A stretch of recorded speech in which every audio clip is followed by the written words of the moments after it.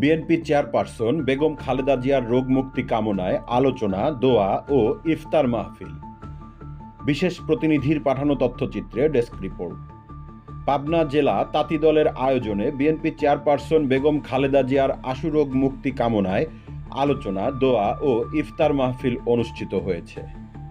সোমবার 24 মার্চ বিকেলে পাবনা পুলিশ লাইনের সামনে পিসিসিএস চাইনিজ রেস্টুরেন্টে এ অনুষ্ঠান অনুষ্ঠিত হয়। এতে প্রধান অতিথি হিসেবে উপস্থিত থেকে বক্তব্য দেন জাতীয় সমাজতান্ত্রিক দল জেএসডি পাবনা জেলা সভাপতি, বাংলাদেশ ট্রাক মালিক ফেডারেশনের কেন্দ্রীয় কমিটির যুগ্ম সাধারণ সম্পাদক ও জেলা ট্রাক শ্রমিক ইউনিয়নের সভাপতি মোজাম্মেল হক কবির। প্রধান অতিথি তার বক্তব্যে বলেন, বাংলাদেশের জাতীয় নেত্রী বিএনপি চেয়ারপারসন বেগম খালেদা জিয়ার রোগমুক্তি কামনা করছি। আল্লাহর কাছে প্রার্থনা করি তিনি দ্রুত সুস্থ হয়ে উঠুন এবং তার দীর্ঘায়ু কামনা করি।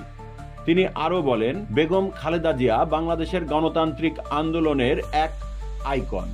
তার নেতৃত্বে বিএনপি অনেক গুরুত্বপূর্ণ সংগ্রামের মধ্য দিয়ে বাংলাদেশে গণতন্ত্র প্রতিষ্ঠার জন্য কাজ করেছে।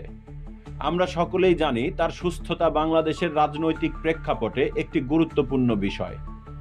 তার দ্রুত আরোগ্য কামনা করে আমরা আজ এখানে একত্রিত হয়েছি।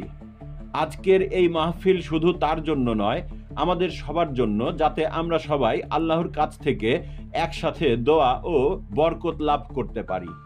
আল্লাহ আমাদের দেশ এবং আমাদের নেত্রীকে সঠিক পথ প্রদর্শন করুন। আমাদের দোয়া থাকবে দেশ এবং জাতির কল্যাণে। সভাপতিত্ব করেন সংগঠনের সভাপতি বাহারুল বিশ্বাস। জিয়া পরিষদের দপ্তর সম্পাদক মোহাম্মদ আলীর সঞ্চালনায় স্বাগত বক্তব্য দেন সংগঠনের সাধারণ সম্পাদক অধ্যাপক নাজিম উদ্দিন সাগর।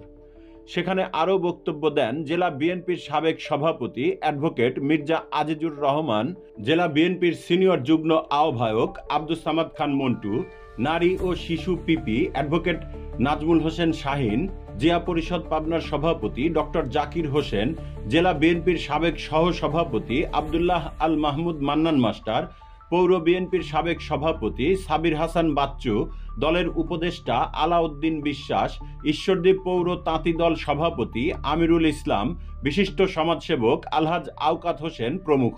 সেখানে তাঁতি দলের জেলা, উপজেলা, থানা, ইউনিয়ন সহ বিএনপির সকল অঙ্গ সংগঠনের 3 শতাধিক নেতাকর্মী উপস্থিত ছিলেন। ইফতারির আগে দোয়া পরিচালনা করেন জেলা জাতীয়তাবাদী ওলামা দলের সভাপতি সালেহ মোহাম্মদ আলী। CNF TV.